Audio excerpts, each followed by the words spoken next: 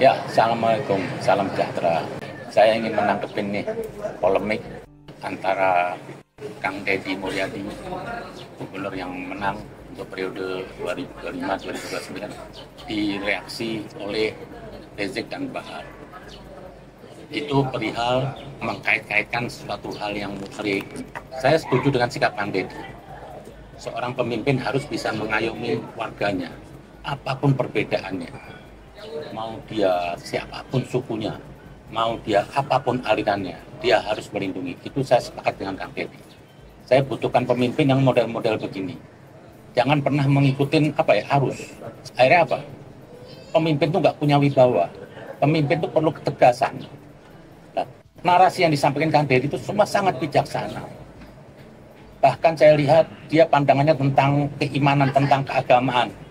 Janganlah kita mudah melabeli orang tuh kafir, musyrik atau apapun. Dan terus jangan suka menyuarakan provokasi. Suatu wilayah itu bisa diselesaikan itu dengan cara damai. Suatu wilayah itu bisa membangun peradaban itu dengan ketenangan. Para rasul itu perang itu karena terpaksa aja. Karena musuh ingin membunuhnya. Nabi tidak pernah berkehendak ingin perang. Nah, ini saya perhatikan suara-suara dari Rizik dan Bahar ini sangat provokatif sekali. Terus menggunakan topeng agama, ingin membuat negeri ini gaduh, konflik. Dia mengkritisi Kang Deddy atas dasar katanya di bawah kata itu ada patung. Patung dimaknai sama dia musyrik. Kalau patung itu dianggap berhala dan tidak boleh, bikin keputusan yang menyeluruh untuk seluruh orang Indonesia. Dalam keputusan Kepres, dalam Perpres, dalam undang-undang. Karena saya bupati penyelenggara konstitusi. Pertanyaan saya adalah, kenapa sih kalau patung harimau Kodim nggak dimasalahin?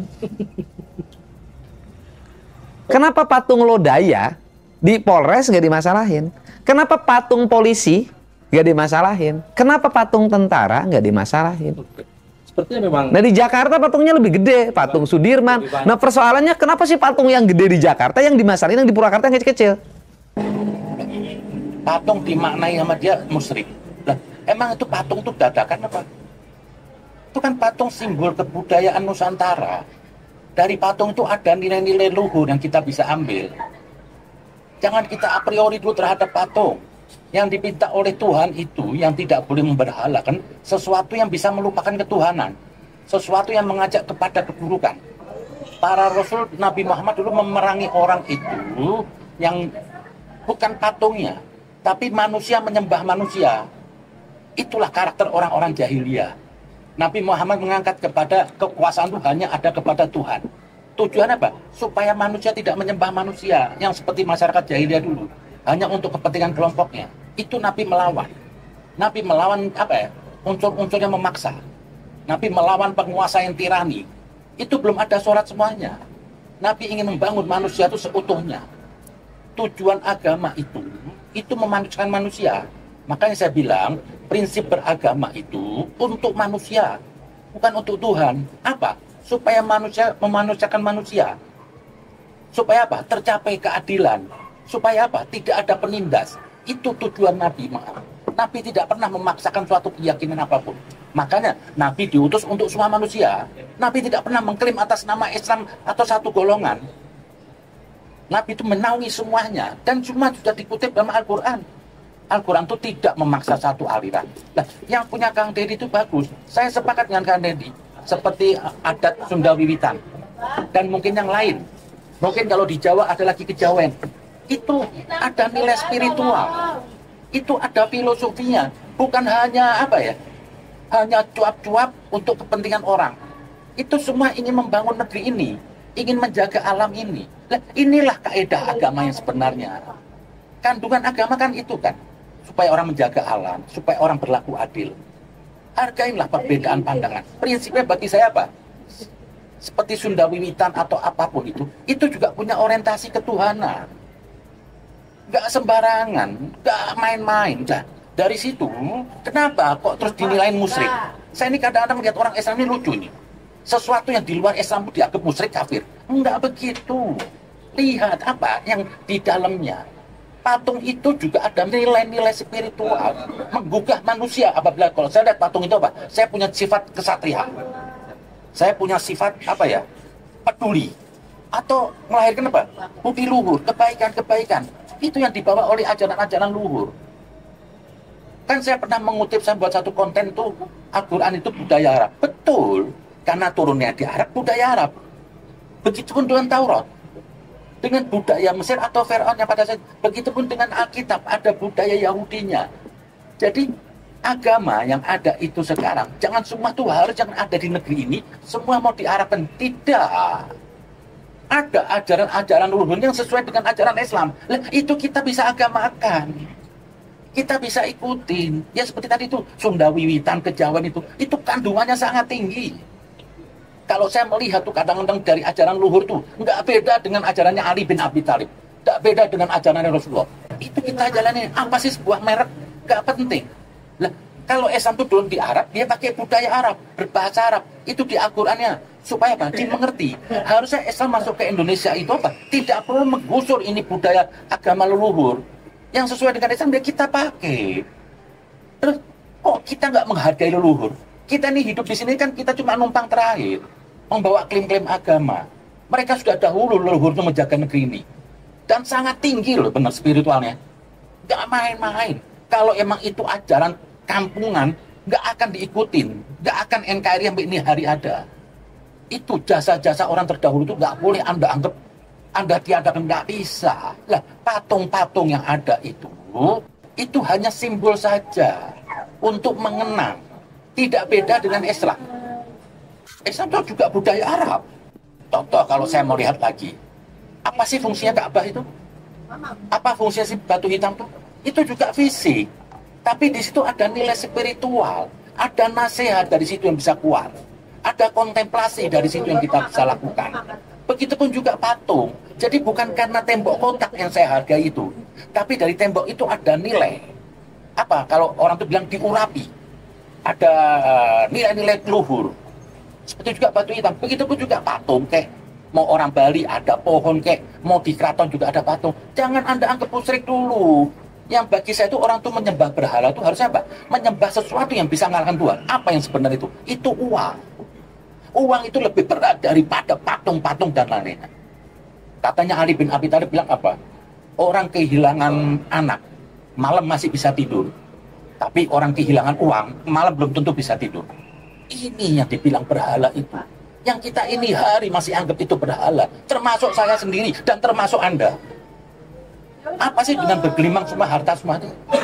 Memamerkan harta semua? Berarti kan Anda menyembah itu harta. Anda butuh dengan harta itu. Anda punya mobil mewah semuanya, pamer rumah mewah. Itu berhala. Itu ada di sekeliling Anda. Jangan mudah Anda menuduh orang itu musyrik. Justru musyrik itu ada di sekeliling Anda. Makanya jihad terbesar itu atau jihadul akbar itu apa? Jihad melawan diri sendiri. Itu kekafiran, pembangkangan masih ada pada diri kita sendiri. Kok patung, benda mati masih mau dimusuhin? Nggak cukup Anda memusuhin orang lain. Orang yang bernyawa Anda musuhin. Ada bersuara agama dengan cara apa? Dengan cara horor. Mengajak orang awam untuk ribut. Ali bin Abi Thalib pernah bilang lagi, mengatakan apa? Jika Anda ingin menghancurkan sebuah agama, giringlah orang-orang bodoh untuk membela agama tersebut. Dan ini pada gerombolan Anda, orang awam Anda suruh buat ribut. Anda didik supaya makar. Ini bukan agama Rasulullah. Tidak pernah Nabi itu membuat ketegangan. Nabi selalu bicara dengan cara perdamaian. Jangan Anda tafsirkan Nabi itu perang itu sesuatu tujuan Nabi. Bukan tujuan perang. Nabi itu perang karena terpaksa mau dibunuh orang. Ini yang perlu direkonstruksi orang beragama. Jadi dianggap semua itu harus bisa selesai dengan perang, dengan pedang. Itu bukan agama itu. Orang nggak bener kok diperangi. Tujuan agama diturunkan itu apa? Untuk membenahi orang-orang nggak baik dengan cara baik, santun. Makanya Nabi pernah mengatakan, aku tidak diutus untuk mengutuk. Aku diutus untuk memberi pencerahan dan kasih sayang. Tapi dipamerkan oleh umat beragama yang merasa umat Muhammad dengan cara-cara horor.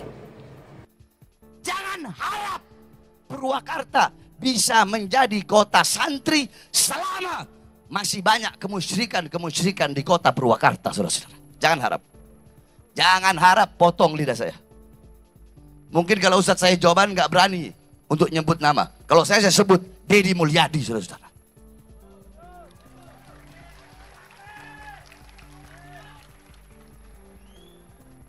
Ya kenapa Jokowi aja saya sebut, apalagi Deddy. Hati-hati, ini di Jawa Barat ini sedang ada ala khatarin azim. Sedang ada bahaya besar, saudara. Yang saya tidak mau terjadi di Jawa Barat ini, saudara. Karena yang bersangkutan pernah mimpin Purwakarta, dirubah jadi kota kiai, kota santri, menjadi kota berhala. Nggak boleh Jawa Barat dirubah menjadi provinsi berhala. Betul? Betul? Siap robohkan berhala, siap hancurkan berhala, siap sepikan Jawa Barat dari segala berhala. Takbir. Siap tetap beramal ma'ruf nahi munkar. Siap untuk lawan kemusyrikan. Siap untuk terus sebarkan Islam. Takbir. Ini saya lihat, apa sih? Dulu saya tidak pernah melihat ini. Gerakan-gerakan gini. Biasanya gerakan gini ini yang dibawa oleh Wahabi. Yang lucu sekarang ada orang yang ngaku Habib, tapi karakter dakwahnya seperti Wahabi. Bahkan lagi mengatakan fitnah di mana-mana. Anda sumber fitnah. Setiap ceramah Anda itu memprovokasi. Tidak ada Islam begitu. Dengan gaya tenteng-tenteng, dengan bangga menyebut nama Kang Deddy. Kang Deddy punya tanggung jawab dia sebagai pemimpin wilayah. Jangan sembarangan Anda mengatakan. Saya setuju dengan Kak Deddy itu. Tidak ada orang boleh menilai orang itu kafir atau musyrik. Itu hak prerogatif Tuhan. Dari mana Anda tahu itu orang itu kafir atau musyrik? Emang Anda tahu catatan dari Tuhan?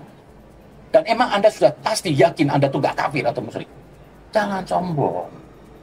Pada ideologi Pancasila, orang tidak boleh menghukumi orang kalau tidak ada dasar hukumnya. Nggak boleh lagi orang, mana kafir, nggak bisa. Anda nggak punya dasar hukumnya. Mana musyrik, nggak bisa. Anda nggak punya dasar hukumnya. Anda nggak boleh bangun ini, nggak ada dasar hukumnya. Untuk itu ke depan, aparat harus bertindak tegas pada siapapun. Setiap orang berbuat tanpa dasar hukum. Kenapa? Nanti akan diikuti. Nah, kalau dibiarkan, makin lama makin besar. Nggak tahu dah tuh urusannya. Hati-hati aja Jawa Barat jadi kabupaten atau provinsi berhala. Jangan harap Purwakarta bisa menjadi kota santri selama masih banyak kemusyrikan di kota Purwakarta, saudara-saudara. Jangan harap. Jangan harap potong lidah saya. Nah itu yang saya lihat dari Pak Har mengatakan, mengklaim santri. Nah, semua manusia ini santri. Santri itu tidak harus duduk di pondok pesantren. Santri itu apa? Orang yang ingin berpikir baik, mengajak kepada kebaikan. Dialah itu santri. Jadi santri bukan hanya diklaim milik Anda aja. Kalau sepertinya Anda ini sebagai pemilik santri, terus Anda lebih punya wewenang untuk ngurus negeri ini. Siapa Anda? Oh, akal Anda cetek kok. Dan santri Anda itu urusan mana sih? Saya bingung. Semua yang Anda sampaikan itu semuanya sampah bagi saya. Membuat suasana nggak baik, tegang. Anda cuma bisa bicara kepada orang-orang awam di kampung. Duduk Anda sama orang-orang di sini. Jangan Anda mengklaim atas nama agama, tapi muka Anda tuh horor. Nabi dikenal dengan kesantunannya. Nggak ada Nabi marah. Marah itu gangguan jiwa. Marah itu apa ya? Kata Ali bin Abi Thalib, orang kalau marah itu gangguannya. Kalau orang nggak sadar habis marah, ya dia menjiwa. Tidak ada Nabi marah. Kok Nabi itu sumber kasih kok. Marah itu suatu kepentingan apa? Yang ada sesuatu yang dirugikan. Nabi ini cuma datang ingin ngasih orang itu baik. Nggak perlu marah. Masa orang nggak mau baik malah kita marahin? Padahal kalau orang itu baik, yang untung siapa? Orangnya, bukan saya. Jadi saya nggak perlu marah kalau orang itu belum baik. Jangan sok-sok bawa santri lah. Santri apa sih? Semua manusia ini hidup santri. Semua bumi Tuhan itu adalah madrasah. Semua tanah Tuhan itu adalah sekolahan. Setiap orang yang ingin mencari suatu kebaikan, dialah santri di sisi Allah. Tidak harus di pondok pesantren, tidak harus baca-baca ayat Quran, tidak harus ini, enggak. Bagi saya itu kalau orang bicara dikit-dikit bawa dalil, itu masih junior itu. Malah kata Gus Dur apa, itu masih belum. Kenapa? Kalau orang itu sudah pinter, dia bisa menyampaikan, nggak perlu dalil lagi. Menyampaikan sesuatu apa yang bisa diterima dengan akal. Ngapain Mbak bawa dalil? Nggak semua orang bisa bahasa Arab. Dan tentu juga pemahaman Anda. Orang banyak baca ayat Al-Quran, tapi bisa aja penafsirannya beda. Nah, buktikan dong dengan akal, nggak usah kutip-kutip ayat, Pak. Nggak usah merasa Anda lebih islami. Orang menjadi Islam itu tidak harus berjubah agama. Tidak harus baca-baca banyak ayat. Sok berbahasa Arab. Nah itulah yang saya maksud. Saya setuju cuma dengan statement Kang Deddy itu. Jaga Jawa Barat dari hal-hal yang adu domba atas nama agama. Jaga dari Jawa Barat itu orang-orang yang sok merasa suci, paling beriman. Untuk mencari keimanan hak atas. Dan jaga Pak Kang Deddy ajaran-ajaran luhur itu. Saya jujur kagum dengan ajaran itu Sunda Wiwitan. Itu pun juga saya kagum dengan kejawen yang ada itu. Biarkan mereka dengan cara sendiri. Dan itu bisa diislamkan. Kita bagaimana membuatkan Islam itu sesuai dengan Nusantara. Al-Quran turun Nabi di Arab, yang membuatkan sesuai budaya Arab. Mana mungkin Nabi membawa ajaran di tanah Arab pakai budaya Sunda Wiwitan. Atau pakai budaya Jawa. Kan nggak mungkin kan. Begitupun juga di Taurat, di Injil, masing-masing dengan budaya. Jadi Tuhan itu tidak memaksa satu budaya.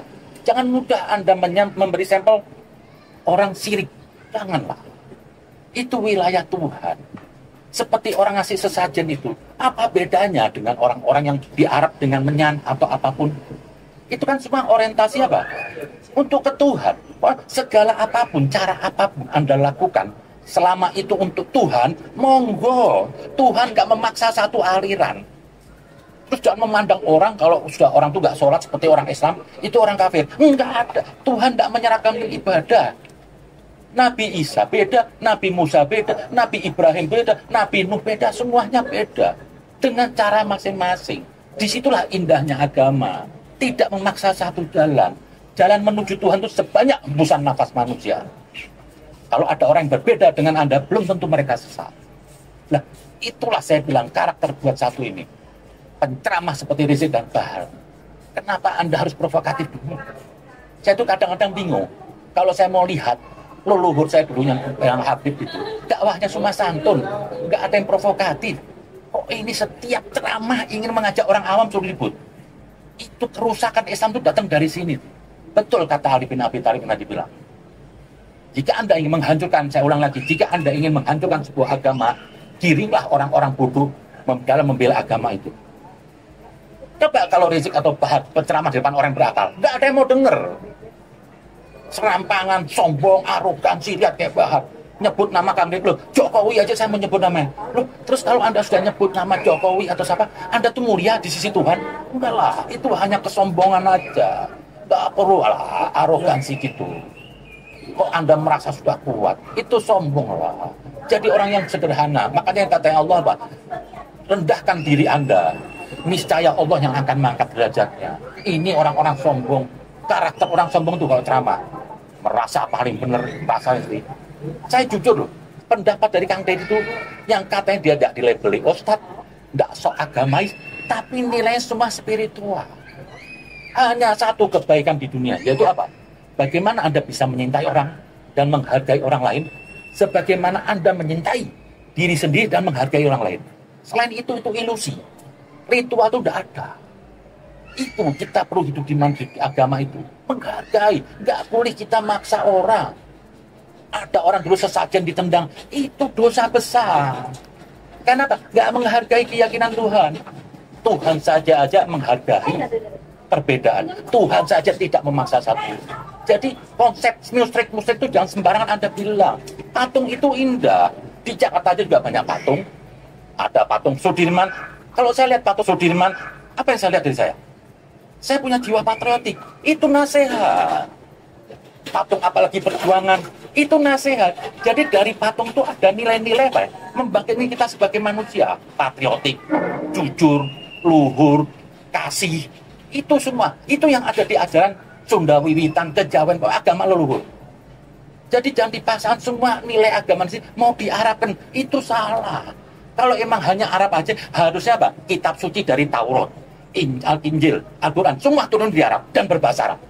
Faktanya, berbeda budaya, berbeda bahasa. Bukti, Tuhan tidak memaksa satu budaya. Jadi tidak ada agama itu datang untuk mengelibas budaya orang. Harusnya apa? Menjaga. Saya mau jelasin lagi. Kenapa para nabi nggak turun di Indonesia? Karena leluhur kita itu apa? Sudah punya nilai spiritual. Tinggi loh ajarannya. Saya tuh baca dari Madam, siapa semuanya. Sampai saya kagum punya pandangan. Sama dengan yang saya pernah baca dari Ali bin Abi Thalib. Cuma beda redaksi dan contohnya. Sama semuanya. Lah ini apa kok saya lihat dua orang nih? Anda ini bukan wilayah Jawa Barat. Anda jangan sok paling hero menjaga Islam. Enggak. Anda belum Islam. Jadi jangan suka paling hero. Oh yang saya perhatiin teriak-teriak provokatif Anda aja. Di sini segudang kiai loh Indonesia ini. Segudang ulama. Anda kenapa nggak pernah mencontoh Ustadz Gures Shihab itu? Kalau Anda nggak mau ngikutin selain Habib, kenapa Anda nggak nyontoh Ustadz Gures itu? Selalu dakwahnya itu santun. Tidak hanya seorang Muslim, orang Nasrani juga suka. Ini makanya pernah dikatakan oleh salah seorang penulis hebat itu George Jordan. Dia mengatakan Pak, Ali bin Abi Thalib itu berbicara tidak hanya untuk kelompoknya saja, tapi semua orang kelompok. Kalau duduk Ali bin Abi Thalib di situ, orang Yahudi bisa menerima, orang Nasrani bisa menerima.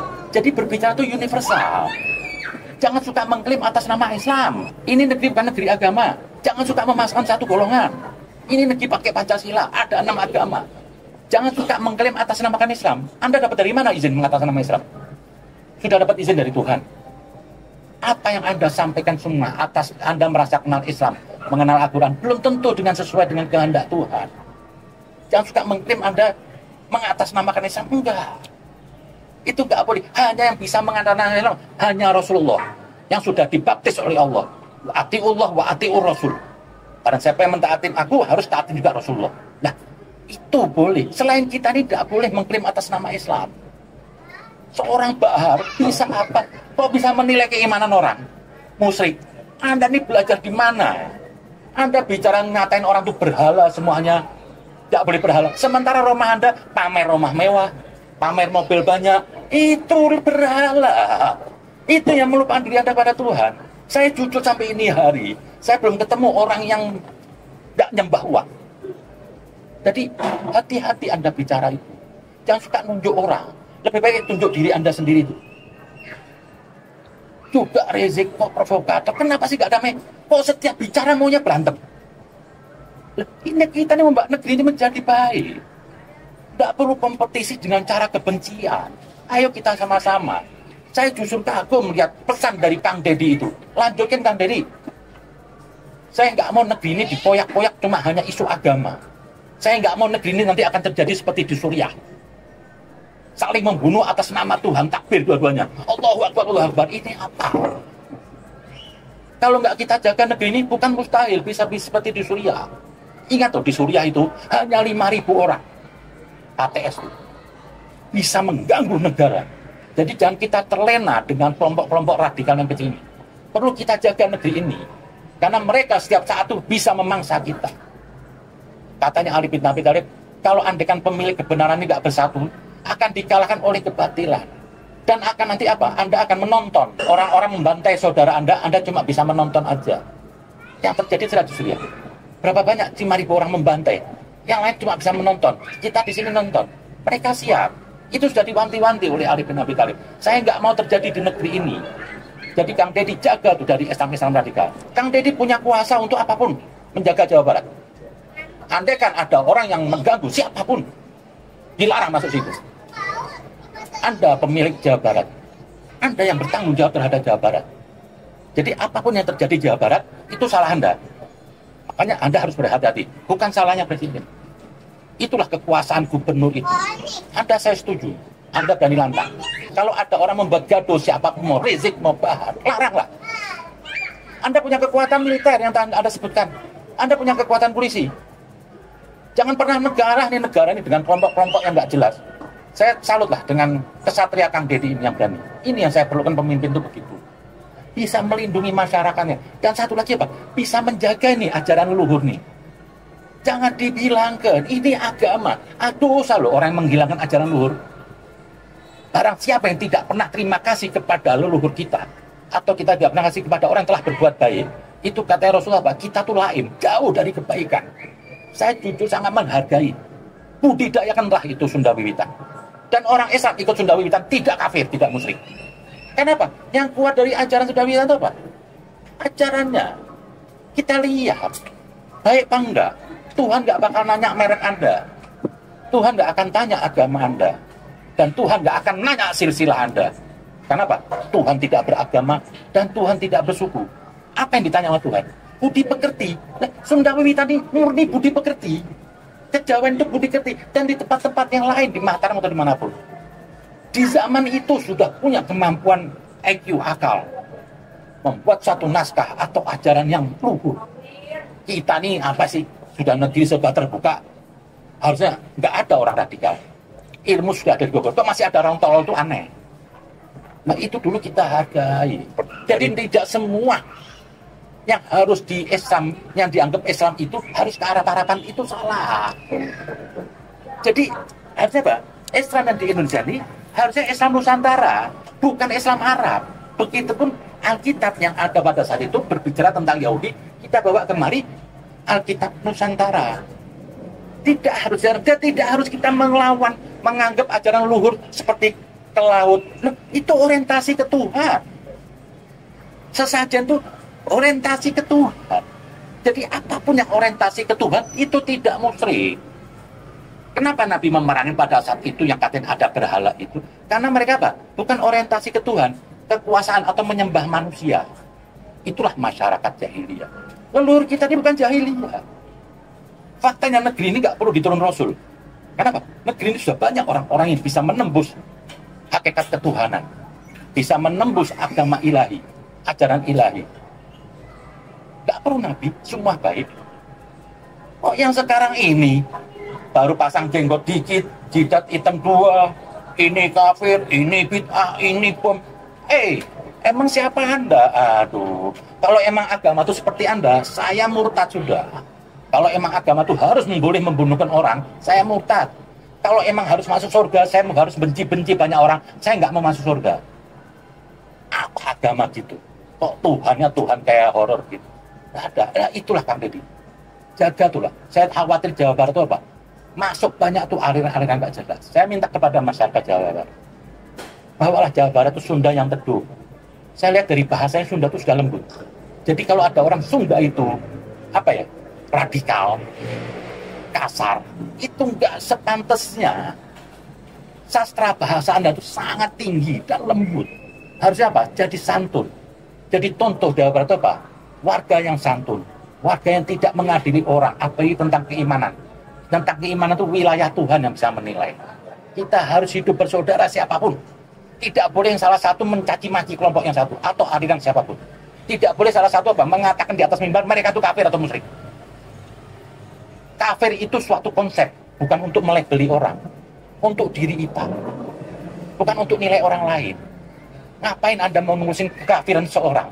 Oh, diri Anda tuh pasti kafir. Tidak ada manusia di dunia ini nggak kafir. Kalau nggak kafir berarti apa? Dia suci. Pasti kafir semuanya. Semua termasuk saya ini juga masih kafir. Tidak ada. Lah, kita dikasih apa Pak? Untuk mengurangi kekafiran itu. Pertama Pak, jangan merasa paling benar. Merasa paling suci itu sudah dikutuk sama Tuhan. Di surat An-Nahl 125, sesungguhnya Tuhanmu dialah yang paling tahu siapa yang tersesat dari jalannya. Dan dia pula yang paling tahu siapa yang mendapat petunjuk. Itu wilayah Tuhan. Jadi kalau ada manusia bisa menilai orang itu musyrik, dia sudah mendahului Tuhan. Itu sudah lancang itu.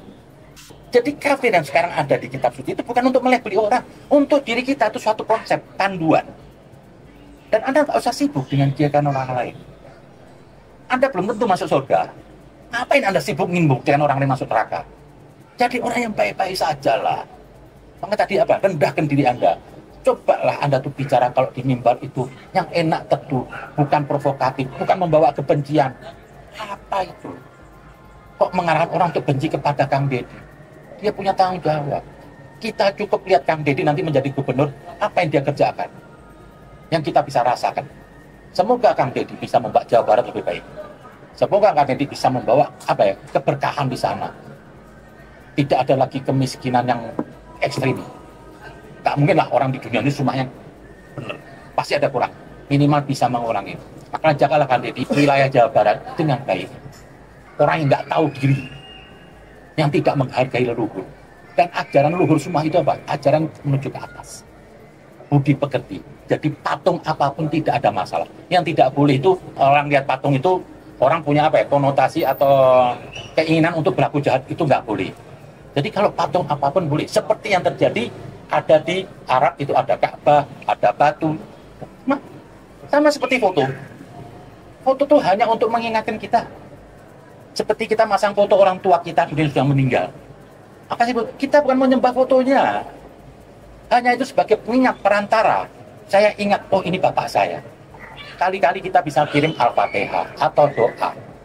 Itu pun juga patung yang Bapak buat. Buat Pak yang banyak Pak. Selama patung itu punya nilai-nilai luhur. Terima kasih. Assalamualaikum.